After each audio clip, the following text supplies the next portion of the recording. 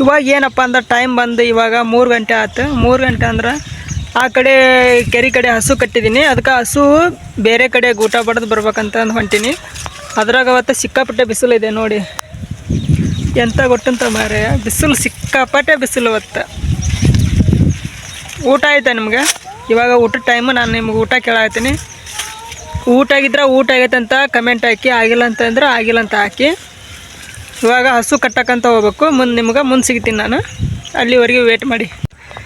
ಇದು ಎಂತ ಗೊತ್ತುಂಟ ಮಾರ ನಮ್ಗೆ, ಇದು ಮೊದಲ ಕೆರೆ ಇತ್ತು. ಕೆರೆ ಮುಚ್ಚಿಸಿವಿ ಈಗ. ಯಾಕಪ್ಪ ಅಂದ್ರೆ ಮಣ್ಣು ಎಂತ ಗೊತ್ತಾ, ಸಿಕ್ಕಾಪಟ್ಟೆ ಮಳೆ ಆಗಿದೆ ನಮ್ಮ ಸೈಡ್. ಅದಕ್ಕೆ ಇಷ್ಟು ನೀರು ನಿಂತಿದೆ.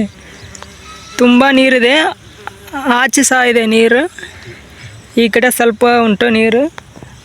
ಆದರೆ ಇನ್ನೂ ಒಂದು ಮಳೆ ಆತಂದರೆ ಆಚೆ ದಾಟಿ ಹೋಗ್ಬೋದು. ಸುಮಾರಿದೆ ನೀರು ನೋಡಿ. ಇಲ್ಲೇ ಹಸು ಕಟ್ಟಿದ್ದೀನಿ. ಹಸು ಎಲ್ಲಿದೆಪ್ಪ ಅಂತಂದ್ರೆ ನಾನು ನಿಮಗೆ ತೋರಿಸ್ತೀನಿ. ಇದು ಇಲ್ಲಿದೆ ಹಸು. ಹಸು ಅಂದರೆ ಜರ್ಸಿ ಆಕಳದ ನೋಡಿ. ಅದಕ್ಕೂ ಬಿಸಿಲು ಐತೈತಿ, ನೀರಿನ ಸಹಿತ ನೀರು ಕುಡಿಸ್ಬೇಕು. ಈಗ ನೀರು ಕುಡಿಸಿ ಬೇರೆ ಕಡೆ ಮೆಟ್ಟು ಚೇಂಜ್ ಮಾಡಬೇಕು. ಊಟ ಇಲ್ಲಿ ಹೊಡೆದಿದ್ದೀನಿ.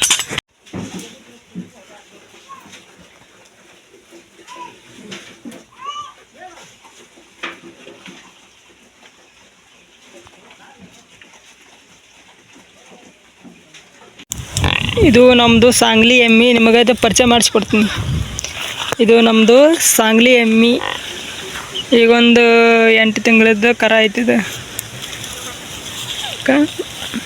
ಇದನ್ನು ಕಟ್ಟಿದ್ದ ಆಚೆ ಮೇಯಲಿಕ್ಕೆ. ಇವಾಗ ಅದನ್ನು ಏನು ಮಾಡ್ಬೇಕಪ್ಪ ಅಂದ್ರೆ ಆಚೆ ಊಟ ಬಡ್ದು ಕಟ್ಟಬೇಕು. ಅದನ್ನು ಅಲ್ಲಿ ಕಟ್ಟಿದ್ದೀನಿ. ಆದ್ರೆ ಸಿಕ್ಕಾಪಟ್ಟೆ ಬಿಸಿಲು ಐತೆ ಹೊತ್ತ. ಇದನ್ನು ಆಚೆ ಕಟ್ಟಬೇಕು ಈಗ.